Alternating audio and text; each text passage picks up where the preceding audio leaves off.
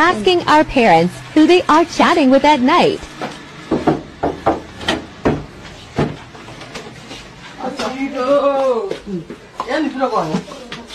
Mama, Baba, mnafanya nini na simu saa hizi usiku? Ona tu. Mnaongea na nani sasa? Haina hatia. Achana yeye. Baba, unafaa kuna haja hivi ya bibi yako. Lazima umeangalia tu simu. Do you ever communicate as a couple? Because mkiwa sitting room, sasa hivi tumetoka kukula. Wewe ulikuwa kwa simu, wewe ulikuwa kwa simu. Tumekuja bedroom. Mimi nacheza game. Mimi nacheza game kwa simu. Ni simu. Uko kwa simu, uko kwa simu. Toka hapa. Baba. Sasa na kufundisha wewe unataka kuja kunichapa. Kwanza ni asipo juu Hakali na mingle. No, the thing is, bali mkinyei time na kubond, nyinyi una scroll simu. Ni kama hizi tabia gani? Ni kama mliwaambia tutashika kwa wanne. Imagine tunataka wanne. aki msinipige leo. Tutashika kwa watoto wanne, tunataka watoto. Maybe what I am saying is this. We are nani hana mahali pa kusa.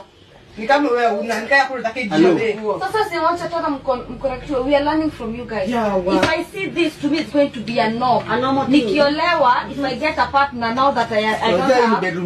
Najua but sikia baba.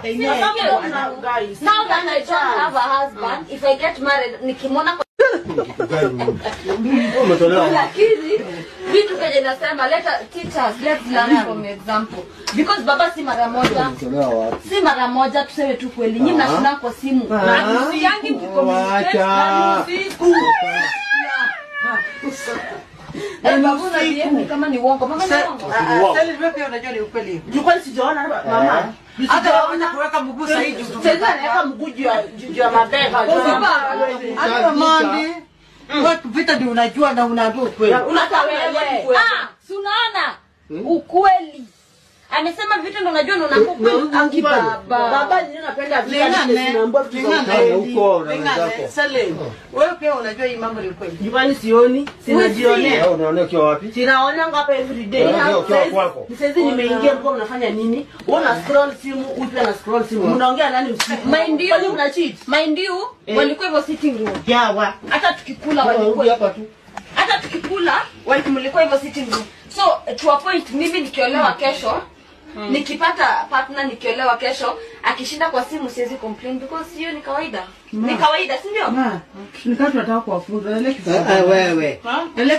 Naleki kwa bwana wako. Mbona unapenda vipi? Sababu ni chape. Bufu wewe mlango.